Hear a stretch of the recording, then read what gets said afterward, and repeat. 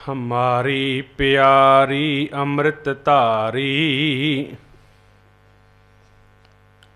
गुर निमख न मन ते टारी रे। दर्शन परसन सरसन हरसन रंग रंगी करतारी रे। धन वाहिगुरु साहिब जियो होमै मार मुए। तू चल गुर कै पाए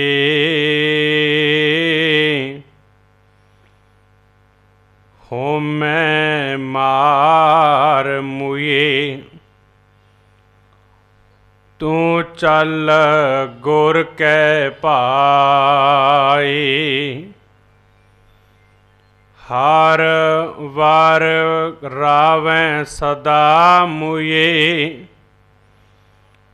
निज घर वासा पाए।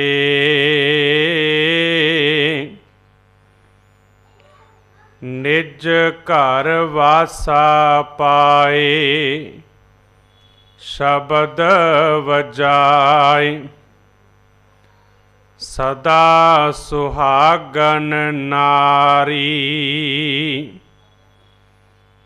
पिर रलियाला जो बन बाला।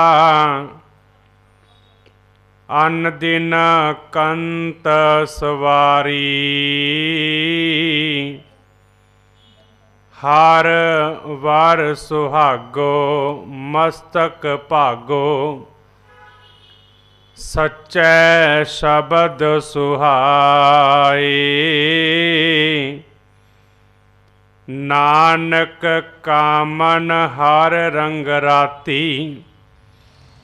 जां चलै सत गुर पाए।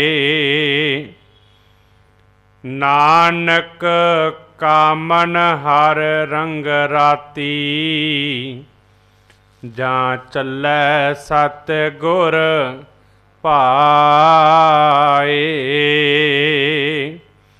वाहिगुरु जी का खालसा वाहिगुरु जी की फतेह। परम सत्कार जोग जुग हो जुग अटल। चवर छतर तख दे मालक दो जहाना दे वाली। समुची कायनात नूं सांझा उपदेश देन वाले रहबर गुरता गद्दी दे सुभाईमान सतगुरु धन धन श्री गुरु ग्रंथ साहिब महाराज जी की पावन पवित्र निੱਘੀ हजूरी दे विच जुड़ बैठे ते प्यार सत्कार सतसंगी जनों। जो वाहिगुरु परमात्मा की हजूरी विच बैठ के करते परमात्मा की वडियाइयां उस परमात्मा के गुण गा रहे हाँ। जिस सतगुरु महाराज की बाणी नूं सरवण करके जिथे मालिक ने कृपा की है। धन धन सत संगत जित हरस पाया मिल जन नानक नाम प्रगास। कि बहुत भागां दे नाल सानू संगत नसीब हुंदी है। जिस सतगुरु महाराज जी के दर ते बैठ के वह परमात्मा के गुण वडियाइयां गा रहे हाँ। लड़ीवार चल रही गुरमत विचारा वडहंस राग विच गुरु अमरदास महाराज जी दे मुखार बिन तो उचारण किया होया आदे पावन पवित्र शब्द। जे शब्द दे चार बंदां दे विच तीन बंदां दे विचार पिछले दीवानां विच कर चुके हाँ। चौथे बंद दे विचार आपां अज दे दीवाने सांझी करनी है कि सतगुरु गुरु अमरदास महाराज की समझाना चाहुंदे हन मालिक कृपा कर देन होमै मार मुए, तू चल गुर कै पाए। हे बंदे, हे मेरी मूए जिंदे, होमे नू मार लै। होमे है कि हों अते मैं दोवां दा समेल होण करके ये होमे बनती है। क्योंकि होमे वो चीज़ है जो दुनियावी तौर पर विचरते हुए जगत के लोग बाहरले पदार्थों अपनी मन बैठते ने ते उन्होंने अपनी बना के होमे दे विच पै जाते ने।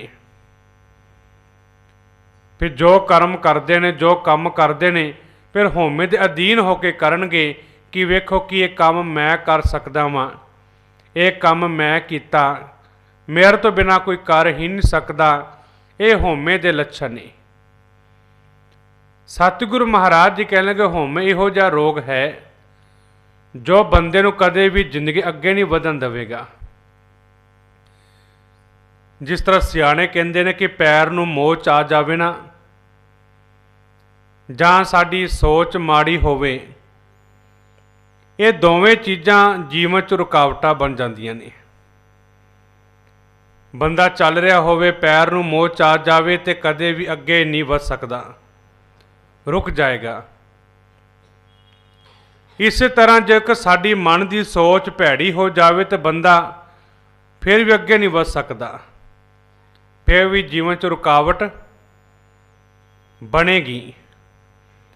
सतगुरु महाराज जी कहने लगे इस तरह होमे का रोग है।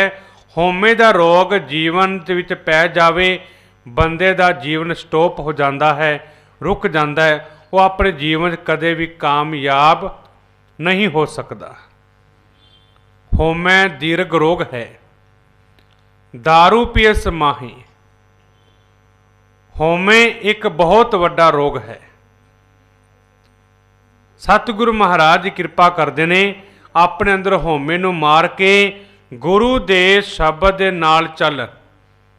तू चल गुर के भाए, तू परमात्मा दे भै विच डर, परमात्मा दे डर विच रह के चल, प्रेम दे विच चल, फिर जीवन च रुकावट नहीं आएगी कि होमे तो अगे नहीं वधन देंदी। आपां कई बारी दुनियावी तौर पर विचरते हैं ना, तो जो भी भावें धार्मिक कर्म है तो भावें समाजिक कर्म है, कोई भी कर्म करे तो उहदे विच होमे पैदा होएगी तो कदे भी काम सिरे नहीं चढ़ेगा। सब तो पहला जो आपां पंजां विकारां दा जिक्र करते हाँ, तो पंजां विकारां दे जिक्र दे विच होमे दा भी नाम हुंदा है। काम, क्रोध, लोभ, मोह, हंकार। एक मोह तो होमे पैदा हुई, ये मोह तो ही होमे दे लक्षण दिखाई देंदे ने।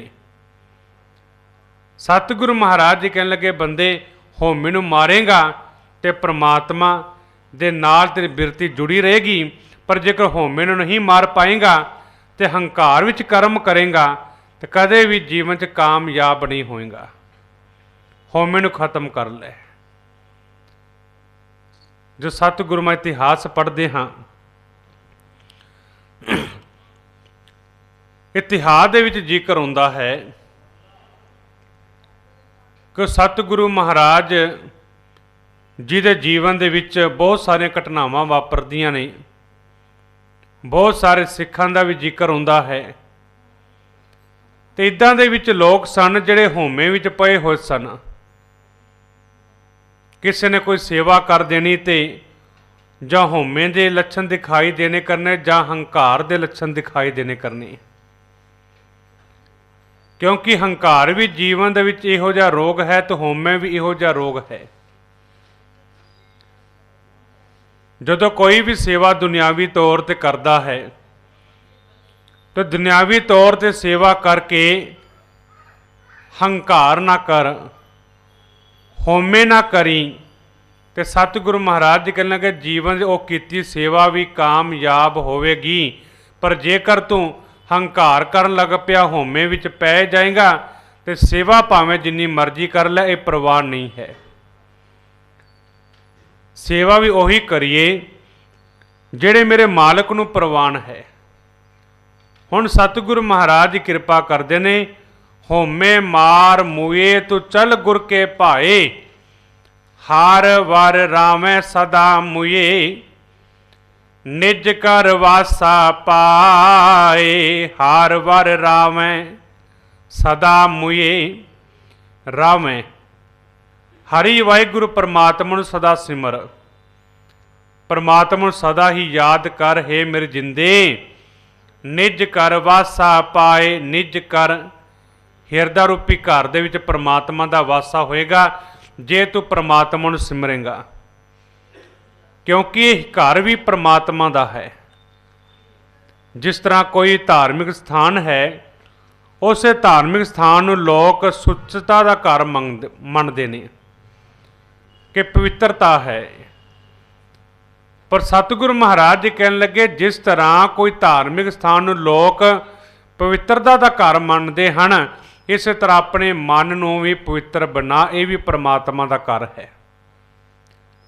ਕਿਤੇ ਪਰਮਾਤਮਾ ਬਾਹਰ ਥੋੜੀ ਹੈ। ਪਰਮਾਤਮਾ ਤਾਂ ਗੁਰਬਾਣੀ ਪੜ੍ਹਦੇ ਹਾਂ, ਗੁਰਬਾਣੀ ਸਤਿਗੁਰੂ ਮਹਾਰਾਜ ਜੀ ਵਾਰ-ਵਾਰ ਕਹਿੰਦੇ ਨੇ, ਪਰਮਾਤਮਾ ਤੇਰੇ ਅੰਦਰ ਹੈ, ਰਮਿਆ ਹੋਇਆ ਹੈ, ਪਰਮਾਤਮਾ ਵਸਿਆ ਹੋਇਆ ਹੈ, ਉਸ ਰੱਬ ਨੂੰ ਸਿਮਰ ਜੋ ਤੇਰੇ ਅੰਦਰ ਹੈ। ਅਸੀਂ ਅੱਜ ਕੱਲ੍ਹ ਦੇ ਲੋਕ ਰੱਬ ਨੂੰ ਬਾਹਰ ਸਮਝੀ ਬੈਠੇ ਹਾਂ ਕਿ ਪਰਮਾਤਮਾ ਘਰ ਵਿੱਚ ਥੋੜੀ ਹੈ, ਪਰਮਾਤਮਾ ਤਾਂ ਕਿਤੇ ਬਾਹਰ ਹੋਏਗਾ। ਕੋਈ ਕਿਤੇ ਜਾ ਰਿਹਾ, ਕੋਈ ਕਿਤੇ ਜਾ ਰਿਹਾ ਹੈ ਕਿ ਕਹਿਣ ਲੱਗੇ ਸਾਡਾ ਰੱਬ ਤਾਂ ਉੱਥੇ ਵਸਦਾ ਏ। ਸਾਡੇ ਜੀਵਨ ਵਿੱਚ ਦੁੱਖ ਆਉਣ ਦਾ ਕਾਰਨ ਕੀ ਹੈ? ਅਸੀਂ ਗੁਰੂ ਤੋਂ ਟੁੱਟ ਚੁੱਕੇ ਹਾਂ, ਗੁਰੂ ਤੋਂ ਬੇਮੁਖ ਹੋ ਗਏ ਹਾਂ, ਪੰਡਤਾਂ ਦੇ ਚੱਕਰਾਂ ਵਿੱਚ ਪੈ ਗਏ, ਬਾਹਮਣਾਂ ਦੇ ਚੱਕਰਾਂ ਵਿੱਚ ਪੈ ਗਏ, ਪਰ ਆਪਣੇ ਗੁਰੂ ਦੀ ਗੱਲ ਨਹੀਂ ਮੰਨੀ। ਜੋ ਬਾਹਮਣ ਨੇ, ਜੋ ਪੰਡਤ ਨੇ ਕਹਿ ਦਿੱਤਾ, ਉਸ ਨੂੰ ਆਪਣਾ ਸੱਚ ਕਰਕੇ ਮੰਨ ਲਿਆ, ਪਰ ਜੋ ਸਤਿਗੁਰੂ ਮਹਾਰਾਜ ਦੀ ਬਾਣੀ ਕਹਿੰਦੀ ਹੈ, ਇਹ ਪੜ੍ਹੀ ਨਹੀਂ, ਇਹ ਵਿਚਾਰੀ ਨਹੀਂ, ਇਹ ਸਮਝੀ ਨਹੀਂ, ਤੇ ਗੁਰਦੁਆਰੇ ਨਮਸਤਕ ਹੋ ਕੇ ਚਲੇ ਗਏ, ਮੱਥਾ ਟੇਕ ਕੇ ਚਲੇ ਗਏ, ਪਰ ਉਹਨਾਂ ਜੋ ਕਹਿ ਦਿੱਤਾ ਉਹ ਮੰਨ ਲਿਆ। ਗੁਰੂ ਨੇ ਜੋ ਕਿਹਾ ਉਹ ਮੰਨਣ ਦਾ ਯਤਨ ਨਾ ਕੀਤਾ। ਬਹੁਤ ਸਾਰੇ ਪਰਿਵਾਰ ਵੀ ਆਉਂਦੇ ਹਨ, ਉਹ ਆਪਣੇ ਘਰ ਦੇ ਸਾਰੇ ਦੁੱਖ ਬਿਆਨ ਕਰਦੇ ਨੇ। ਕਹਿਣ ਲੱਗੇ ਭਾਈ ਸਾਹਿਬ ਜੀ ਕਿਸੇ ਪੰਡਤ ਦੇ ਕੋਲ ਗਏ, ਉਸ ਪੰਡਤ ਨੇ ਸਾਡੇ ਮਨ ਵਿੱਚ ਭਰਮ ਪਾ ਦਿੱਤਾ, ਕੀ ਕਰੀਏ ਦੱਸੋ ਕੀ ਹੋਇਆ? ਹੁਣ ਇਹੋ ਜਿਹੇ ਭਰਮ ਸਾਡੇ ਮਨਾਂ ਵਿੱਚ ਪੈਣਗੇ ਤੇ ਸਾਡਾ ਜਿਵੇਂ ਜੀਵਨ ਬੇੜਾ ਕਿਵੇਂ ਪਾਰ ਹੋਏਗਾ? ਕਹਿਣ ਲੱਗਾ ਕਿ ਅਸੀਂ ਬੱਚਿਆਂ ਦੇ ਵਿਆਹ ਕੀਤੇ ਨੇ, ਪੰਡਤ ਕਹਿਣ ਲੱਗਾ ਹੁਣ ਦੂਸਰਾ ਵਿਆਹ ਕਰਨਾ ਪਵੇਗਾ, ਕਿਉਂਕਿ ਸਿੱਖੀ ਦੇ ਵਿੱਚ ਇੱਕ ਗੁਰੂ ਮਹਾਰਾਜ ਜੀ ਨੇ ਵਿਚਾਰ ਮਰਿਆਦਾ ਬਣਾਈ ਹੈ ਕਿ ਸਿੱਖ ਦਾ ਵਿਆਹ ਸਿੱਖ ਦੇ ਨਾਲ ਹੋਣਾ ਚਾਹੀਦਾ ਹੈ, ਤੇ ਗੁਰੂ ਦੇ ਹੁਕਮ ਅਕੋਰਡਿੰਗ ਕਿ ਇੱਕੋ ਵਿਆਹ ਹੈ। ਜੀਵਨ ਦੇ ਵਿੱਚ ਨਰ ਅਤੇ ਨਾਰੀ ਇੱਕੋ ਵਿਆਹ ਕਰ ਸਕਦੇ ਨੇ। ਪਰਮਾਤਮਾ ਦਾ ਭਾਣਾ ਵਾਪਰ ਜਾਵੇ ਤਾਂ ਵੱਖਰੀ ਗੱਲ ਹੈ, ਪਰ ਗੱਲ ਸਤਿਗੁਰੂ ਮਹਾਰਾਜ ਜੀ ਕਹਿਣ ਲੱਗੇ ਕਿ ਇੱਕੋ ਹੀ ਵਿਆਹ ਹੈ। ਕਹਿਣ ਲੱਗੇ ਪੰਡਤ ਕਹਿ ਰਿਹਾ ਕਿ ਤੁਹਾਨੂੰ ਦੂਜਾ ਵਿਆਹ ਕਰਨਾ ਪਵੇਗਾ, ਹੁਣ ਕੀ ਕਰੀਏ? ਪਰਿਵਾਰ ਚੱਲਦਾ ਪਿਆ, ਬਾਲ ਬੱਚੇ ਵੀ ਹਨ, ਤੇ ਇਹ ਲੜਾਈਆਂ ਝਗੜੇ ਤਾਂ ਹਰੇਕ ਘਰਾਂ ਦੇ ਵਿੱਚ ਹੁੰਦੇ ਨੇ। ਇਹੋ ਜਿਹਾ ਕੋਈ ਘਰ ਨਹੀਂ ਹੈ ਜਿਸ ਘਰ ਵਿੱਚ ਲੜਾਈ ਝਗੜੇ ਨਾ ਹੋਣ ਜਾਂ ਭਾਂਡੇ ਨਾ ਖੜਕਦੇ ਹੋਣ। ਗੱਲ ਹੈ ਕਿ ਜੀਵਨ ਦੇ ਵਿੱਚ ਇਹੋ ਜਿਹੀਆਂ ਰੁਕਾਵਟਾਂ ਬਹੁਤ ਆਉਂਦੀਆਂ ਨੇ। ਜੋ ਪੰਡਤ ਨੇ ਕਹਿ ਦਿੱਤਾ, ਤੇ ਪੰਡਤ ਬੜਾ ਹੁਸ਼ਿਆਰ ਤੇ ਪੰਡਤ ਬੜਾ ਚਤੁਰ ਹੁੰਦਾ ਹੈ, ਉਹਨੇ ਆਪਣਾ ਘਰ ਦਾ ਖਰਚਾ ਚਲਾਉਣਾ ਹੈ। ਅੱਜ ਵੇਖੋ ਕਿ ਅਸੀਂ ਪੰਡਤਾਂ ਦੇ ਚੱਕਰਾਂ ਵਿੱਚ ਪਏ ਹਾਂ, ਗੁਰੂ ਦੀ ਗੱਲ ਨਹੀਂ ਮੰਨੀ। ਜੇ ਗੁਰੂ ਦੀ ਗੱਲ ਮੰਨੀਏ ਤੇ ਪੰਡਤ ਨੂੰ ਜੀਵਨ ਵਿੱਚੋਂ ਬਾਹਰ ਕੱਢ ਦਿਓ। ਇਹ ਤਾਂ ਪੰਡਤ ਗੁਰੂ ਨਾਨਕ ਦੇਵ ਮਹਾਰਾਜ ਜਿਹਨੂੰ 10 ਸਾਲ ਦੀ ਉਮਰ ਦੇ ਵਿੱਚ ਨਾ ਜਨੇਊ ਪਾਉਣ ਵਾਸਤੇ ਆਇਆ ਸੀ, ਤੇ ਗੁਰੂ ਨਾਨਕ ਦੇਵ ਮਹਾਰਾਜ ਉਹਦਾ ਜਵਾਬ ਵੀ ਦਿੱਤਾ ਸੀ। ਜੋ ਪੰਡਤ ਹਰਦਿਆਲ ਇੱਕ ਜਨੇਊ ਧਾਰਨ ਕਰਕੇ ਗੁਰੂ ਨਾਨਕ ਦੇਵ ਮਹਾਰਾਜ ਨੂੰ ਪਾਉਣ ਆਏ ਨੇ, 10 ਸਾਲ ਦੀ ਉਮਰ ਹੈ। ਅੱਜ ਕੱਲ੍ਹ ਅਸੀਂ 10 ਸਾਲ ਦਾ ਕੋਈ ਬੱਚਾ ਹੋਵੇ ਤੇ ਬੱਚਾ ਗਿਣਦੇ ਹਾਂ, ਗੁਰੂ ਨਾਨਕ ਦੇਵ ਮਹਾਰਾਜ ਜੀ ਉਹ ਬੱਚੇ ਨਹੀਂ ਸਨ, ਗਿਆਨ ਦੇ ਪੁੰਜ ਸਨ, ਗਿਆਨ ਦੇ ਸੋਮੇ ਸਨ। 10 ਸਾਲ ਦੀ ਉਮਰ ਵਿੱਚ ਪੰਡਿਤ ਹਰਦਿਆਲ ਜਨੇਊ ਪਾਉਣ ਵਾਸਤੇ ਆਉਂਦਾ ਹੈ, तो गुरु नानक देव महाराज जी की करते हैं, पंडित की बांह फड़ लेंगे। पंडित की कर लगा है? कह लगा जनेऊ पाउण लगा वा। काहदे लई? कह लगा तेनों अपने हिंदू धर्म दे विच परपक्क करना, पक्का करना है। कह लगे कि जनेऊ मेरी माँ पा सकती है। पंडित कहता नहीं, मेरी भैन पा सकती जो 5 साल मेरे तो वड्डी है। पंडित कहता नहीं, जिहड़ी माँ की कुख तो जन्म लैके मैं आया वां, जिहड़ी भैन में सत्कार योग 5 साल वड्डी है, वो जनेऊ धार नहीं कर सकती, कि मेरा की हक है। इनका मतलब है तुसीं इस्त्रियां दे नाल नफरत करते हो। गुरु नानक देव महाराज इहो जे योधे सन जिन्हां ने दोवां नूं बरोबर दर्जा दिता, घट वध नहीं तोलिया। भंड जम्मिया भंड निम्मिया, भंड मंगन विआह, भंडो होवे दोस्ती, भंडो चलै राह, भंड मुआ भंड पालिया, भंड होवे बंदान, सो क्यों मंदा आखिए जे जम्मै राजान। जैसी इस्त्री ने वड्डे वड्डे राजियां नूं जन्म दिता, उन्होंने क्यों भंडदे पए हो, माड़ा क्यों कहंदे हो। ये होका सतगुरु गुरु नानक देव महाराज ने दिता।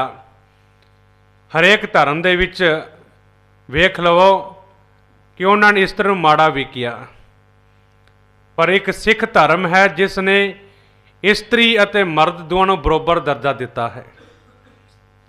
अज हिंदुस्तान की धरती विच वेखो कि इस्त्रियां भी मोढे नाल मोढा ला के जिहड़ी नौकरी एक बंदा कर रहा, वो नौकरी एक इस्त्री भी कर रही है। बहुत वड्डे अहुदियां तक पहुँचे हुए ने, भावें कोई गेम दे विच है, भावें ऑफिसर है, तो भावें किते वेख लवो, बहुत मेहनत करके उतले दायरे ते पहुँचे हुए ने। ये सतगुरु गुरु नानक देव महाराज ने पंडित की बांह फड़ के पंडित नूं उन्हां दे सवालों का जवाब दिता कि पंडित मैनूं दस कि जनेऊ पाउण दे नाल कि मेरा जीवन सवार जाएगा। इस जनेऊ दे विच दया दी कपाह नहीं, संतोख दा सूत्र नहीं, जत दियां गंढां नहीं, सत दे वट नहीं, पर जनेऊ पाउण तो बाद कि मेरा जीवन कामयाब होएगा। गुरु नानक देव महाराज जी ने पंडित की बांह फड़ के बचन किया। दाता जी कहने लगे दया कपाह संतोख सूत जत गंढी सत वट, ए जनेऊ जी का हई ता पांडे घत, ना ए टुटै ना मलगै ना जलै ना जाए, धन समानस नानका जो गल चलै पाए, चौकड़ मुल अनाया बै चौंके पाया, सिखा कन चढ़ाइया गुर ब्राह्मण थी ओ मुआ, ओ झड़ पया वितगा गया। आसा की वार सिख रोज पढ़ता है। हरेक गुरुद्वारे विच आसा की वार पढ़ी जाती है, लाइव आउण लग पे, पर असी पढ़न तक सीमित रहे। असी गुरु नानक की गल नहीं मनी, असी पंडितां की गल मन लई। बामणा के चक्रां विच पै गए, तो बामण बड़ा चतर सियाणा हुंदा है जो सानू कमले करता है, जो सानू पागल कर रहा है। ये सिखा तेनू बहुत वड्डा गुरु मिलिया है, एडा वड्डा गुरु तेनू मिलिया, तू रोज़ बाणी पढ़, रोज़ मालिक कहंदा कि भलिया मेरे कोल आके बैठ, ये सच्चे ज्ञान दे नाल जुड़, तू बाहर भड़कना बंद कर दे। असी गुरु की बाणी पढ़ीए, गुरबाणी सानू सुख दिंदी है, गुरबाणी साडे जीवन सवारदी है। मेरे मालिक ने बाणी विच बचन के करदे ने, निज घर वासा पाए शबद वजाए, सदा सुहागन नारी, सदा सुहागन नारी, सुहागवंती। सुहागन किवें बनिया जाएगा? निज घर वासा पाए, निज घर दा पावे हिरदा रूपी घर। जदों हिरदे रूपी घर दे विच परमात्मा दे नाम नूं वसा लेगा, टिका लेगा, शब्द वजाए, हिरदे रूपी घर दे परमात्मा दे नाम दा शब्द वजेगा, शब्द वजेगा हिरदे विच। जिस तरह बाबा कबीर जी ने कह दिता, कबीर सतगुरु सूरमे बाह्या बाण जो एक, लागत ही भुएं गिर परिया परे करे जे छेक। गुरु सानू ज्ञान दे तीर मारदा है, पर जिन्हां दे हिरदे अंदर चुभ जाए तो समझ लेना उन्होंने अपनी बुरियां आदतों नूं मार के चंगे गुणां नूं धारण कर लिया। क्योंकि सिक्खी दे विच ये पहली गल है कि पहला मरण कबूल, जीवन की छड़ आस, हो सबना की रेणुका तो आओ हमारे पास। गुरु दे कोल किवें आना पएगा? ਪਹਿਲਾਂ ਆਪਣੇ ਆਪ ਨੂੰ ਮਾਰਨਾ ਪਵੇਗਾ। ਤਿੰਨ ਤਰ੍ਹਾਂ ਦੀ ਮੌਤ ਦਾ ਜ਼ਿਕਰ ਗੁਰਬਾਣੀ ਕਰਦੀ ਹੈ। ਪਹਿਲੀ ਮੌਤ ਹੈ ਆਪਣੇ ਆਪ ਨੂੰ ਮਾਰਨਾ, ਬੁਰੀਆਂ ਆਦਤਾਂ ਨੂੰ ਖਤਮ ਕਰ ਲੈਣਾ। ਇੱਕ ਮੌਤ ਹੈ ਜੋ ਸਰੀਰਕ ਤੌਰ ਤੇ ਆਉਂਦੀ ਹੈ, ਇਹ ਜੋ ਜਨਮੈ ਤੇ ਸਰ ਪਰ ਮਰਨਾ ਕਿਰਤ ਪਿਆ ਸਿਰ ਸਾਹਾ ਹੈ। ਜੋ ਜੰਮਿਆ ਉਹਨੇ ਇੱਕ ਦਿਨ ਜਾਣਾ, ਇੱਕ ਇਹ ਮੌਤ ਹੈ। ਇੱਕ ਮੌਤ ਦਾ ਜ਼ਿਕਰ ਸਤਿਗੁਰੂ ਬਾਬਾ ਕਬੀਰ ਜੀ ਨੇ ਬਚਨ ਕੀਤਾ ਹੈ, ਨਰੂ ਮਰੈ ਨਰ ਕਾਮ ਨ ਆਵੈ, ਪਸ਼ੂ ਮਰੈ ਜਸ ਕਾਜ ਸਵਾਰੈ, ਆਪਣੇ ਕਰਮ ਕੀ ਗਤ ਮੈਂ ਕਿਆ ਜਾਨੋ, ਮੈਂ ਕਿਆ ਜਾਨੋ ਬਾਬਾ ਰੇ। ਪਰ ਇਹਦੇ ਅਰਥ ਕਰੀਏ ਨਾ, ਅਰਥਾਂ ਵਿੱਚ ਸਾਨੂੰ ਬਹੁਤ ਕੁਝ ਮਿਲਦਾ ਹੈ। ਬਾਬਾ ਕਬੀਰ ਜੀ ਕਹਿੰਦੇ ਨਰੂ ਮਰੈ ਨਰ ਕਾਮ ਨ ਆਵੈ। ਅੱਜ ਬੰਦਾ ਸਭ ਦੇ ਕੰਮ ਹੁੰਦਾ ਹੈ। ਮਰਨ ਤੋਂ ਬਾਅਦ ਸਾਡੇ ਸਰੀਰ ਦੇ ਕਿਡਨੀਆਂ ਵੀ ਕੰਮ ਹੁੰਦੀਆਂ ਨੇ, ਅੱਖਾਂ ਵੀ ਕੰਮ ਹੁੰਦੀਆਂ ਨੇ। ਸਰੀਰ ਦੇ ਬਹੁਤ ਸਾਰੇ ਪੁਰਜੇ ਨੇ ਜੋ ਸਰੀਰਕ ਡੈਥ ਹੋਣ ਤੋਂ ਬਾਅਦ ਸਰੀਰ ਤੋਂ ਕੱਢੇ ਜਾਂਦੇ ਨੇ। ਬਹੁਤ ਸਾਰੇ ਸਰੀਰ ਦੇ ਪੁਰਜੇ ਨੇ ਜੋ ਮਰਨ ਤੋਂ ਬਾਅਦ ਵੀ ਡਾਕਟਰ ਕੱਢ ਕੇ ਵਰਤਦੇ ਨੇ। ਪਰ ਸਤਿਗੁਰੂ ਮਹਾਰਾਜ ਜੀ ਕਹਿਣ ਲੱਗੇ ਨਰੂ ਮਰੈ ਨਰ ਕਾਮ ਨ ਆਵੈ। ਜਦੋਂ ਬੰਦਾ ਚੰਗੇ ਕਰਮਾਂ ਵੱਲੋਂ ਮਰ ਜਾਏ, ਚੰਗੇ ਗੁਣਾਂ ਨੂੰ ਹਟਾ ਦੇਵੇ, ਉਹ ਬੰਦਾ ਕਿਸ ਕੰਮ ਦਾ? ਜਦੋਂ ਜੀਵਨ ਦੇ ਵਿੱਚ ਚੰਗੇ ਗੁਣ ਹੀ ਨਾ ਰਹਿਣਗੇ, ਉਹ ਬੰਦਾ ਕਿਸੇ ਦਾ ਕੰਮ ਨਹੀਂ ਸਵਾਰੇਗਾ। ਨਰੂ ਮਰੈ ਨਰ ਕਾਮ ਨ ਆਵੈ, ਪਸ਼ੂ ਮਰੈ ਦਸ ਕਾਜ ਸਵਾਰੈ। ਪਰ ਜਦੋਂ ਮਨੁੱਖ ਦੇ ਅੰਦਰੋਂ ਪਸ਼ੂ ਬਿਰਤੀ ਮਰ ਜਾਵੇ ਤੇ ਇਹੀ ਬੰਦਾ ਕਈਆਂ ਦੇ ਕੰਮ ਸਵਾਰਦਾ ਹੈ। ਪਸ਼ੂ ਬਿਰਤੀ ਮਰ ਜਾਏ, ਭੈੜੀ ਆਦਤਾਂ ਖਤਮ ਹੋ ਜਾਣ, ਉਹੀ ਬੰਦਾ ਕਈਆਂ ਦੇ ਕੰਮ ਸਵਾਰਦਾ ਹੈ। ਸਤਿਗੁਰੂ ਮਹਾਰਾਜ ਜੀ ਕਹਿਣ ਲੱਗੇ ਆਪਣੇ ਕਰਮ ਕੀ ਗਤ ਮੈਂ ਕਿਆ ਜਾਨੋ, ਮੈਂ ਕਿਆ ਜਾਨੋ ਬਾਬਾ ਰੇ। ਮੈਂ ਆਪਣਾ ਕਰਮਾਂ ਦੀ ਅਵਸਥਾ ਕੀ ਬਿਆਨ ਕਰਾਂ ਦਾਤਾ। ਇਹ ਕਰਮ ਹੀ ਤਾਂ ਹਨ। ਜੇ ਚੰਗੇ ਕਰਮ ਕਰਾਂਗਾ ਤੇ ਚੰਗਾ ਫਲ ਮਿਲੂ, ਪਰ ਜੇਕਰ ਮਾੜੇ ਕਰਮ ਕਰਾਂਗਾ ਮਾੜਾ ਫਲ ਮਿਲੇਗਾ। ਜਗਤ ਦੇ ਵਿੱਚ, ਸਮਾਜ ਦੇ ਵਿੱਚ ਤਾਂ ਹੀ ਤਾਂ ਸਰਕਾਰ ਨੇ ਵੱਡੀਆਂ ਵੱਡੀਆਂ ਕਚਹਿਰੀਆਂ ਬਣਾ ਦਿੱਤੀਆਂ, ਜੇਲ੍ਹਾਂ ਬਣਾ ਦਿੱਤੀਆਂ। ਜਿਹੜੇ ਕੋਈ ਡਾਕੇ ਮਾਰਦਾ, ਚੋਰੀਆਂ ਕਰਦਾ ਹੈ ਜਾਂ ਮਾੜੇ ਕਰਮ ਕਰਦਾ ਹੈ ਤਾਂ ਉਹਨਾਂ ਨੂੰ ਸਜ਼ਾ ਸੁਣਾਈ ਜਾਂਦੀ ਹੈ ਤੇ ਕਈਆਂ ਦੀ ਉਮਰਾਂ ਹੀ ਜੇਲ੍ਹ ਦੇ ਵਿੱਚੋਂ ਨਿਕਲ ਜਾਂਦੀਆਂ ਨੇ। ਇਹ ਗੱਲ ਵੱਖਰੀ ਹੈ ਕਿ ਉਹਨਾਂ ਉੱਤੇ ਕੇਸ ਜਿਹੜੇ ਨੇ ਕਈਆਂ ਉੱਤੇ ਝੂਠੇ ਵੀ ਪਾਏ ਜਾਂਦੇ ਨੇ। ਜਿਹਨੇ ਗਰੀਬਾਂ ਦੀ ਸੁਣਵਾਈ ਨਹੀਂ, ਉਹਨਾਂ ਝੂਠੇ ਕੇਸ ਪਾ ਕੇ ਉਹਨੂੰ ਫਸਾਇਆ ਵੀ ਜਾਂਦਾ ਏ। ਇਹੋ ਜਿਹੇ ਕਰਮ ਵੀ ਜਗਤ 'ਚ ਹੁੰਦੇ ਨੇ।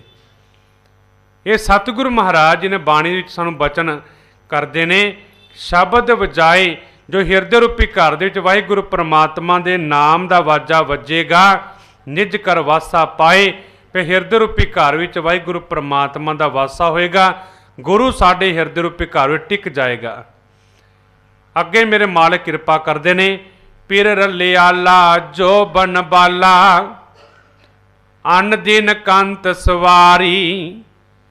ਪਿਰ ਪਰਮਾਤਮਾ, ਰਲਿਆਲਾ ਜੋਬਨ ਬਾਲਾ। ਜਿਹੜਾ ਪਰਮਾਤਮਾ ਹੈ ਇਹ ਜੋਬਨ ਵਾਲਾ ਹੈ, ਤਾਕਤ ਵਾਲਾ ਹੈ। ਦੁਨੀਆ ਦੇ ਵਿੱਚ ਸਮਾਂ ਪਾ ਕੇ ਕਿਸੇ ਤਾਕਤ ਕਮਜ਼ੋਰ ਹੋ ਜਾਂਦੀ ਹੈ। ਵੱਡੇ ਵੱਡੇ ਰਾਜੇ ਆਏ ਨੇ, ਇਹਨਾਂ ਨੇ ਆਪਣੀ ਤਾਕਤ ਵਰਤੀ, ਸਰੀਰਕ ਕਰਕੇ ਵੀ ਤਾਕਤ ਵਰਤਨ, ਇਹ ਵੀ ਕਮਜ਼ੋਰ ਹੈ। ਤੇ ਰਾਜਨੀਤਿਕ ਤੌਰ ਤੇ ਤਾਕਤ ਵਰਤਨ ਵੀ ਸਮਾਂ ਪਾ ਕੇ ਕਮਜ਼ੋਰ ਹੋ ਜਾਂਦੀ ਹੈ। ਕਿਸੇ ਦਾ ਰਾਜ ਚੱਲਦਾ ਹੋਵੇ, ਜੇਕਰ ਕਾਂਗਰਸ ਦਾ ਰਾਜ ਚੱਲਦਾ ਹੈ ਤੇ ਕਾਂਗਰਸ ਦੇ ਰਾਜ ਦੇ ਵਿੱਚ ਜੋ ਹੁਣ ਦੇ ਸਮਾਂ ਨਹੀਂ ਹੈ, ਜਦੋਂ ਉਹਦਾ ਰਾਜ ਸੀ ਉਹਨੇ ਆਪਣੀ ਤਾਕਤ ਵਰਤੀ। ਜੇਕਰ ਹੁਣ ਬੀਜੇਪੀ ਦਾ ਰਾਜ ਆਇਆ ਤਾਂ ਉਹਨੇ ਆਪਣੀ ਤਾਕਤ ਵਰਤ ਦੇਣੀ। ਇਹਦਾ ਰਾਜ ਚਲਾ ਜਾਏ, ਕੋਈ ਹੋਰ ਸਰਕਾਰ ਆ ਜਾਏਗੀ, ਉਹਨੇ ਆਪਣੀ ਤਾਕਤ ਵਰਤਣੀ ਹੈ। ਜਿੰਦੀ ਤਾਕਤ ਕਮਜ਼ੋਰ ਹੋ ਜਾਵੇ, ਜਿੰਦਾ ਰਾਜ ਆਵੇ, ਉਹ ਸਮੇਂ ਤਾਕਤ ਵਰਤਦਾ ਹੈ।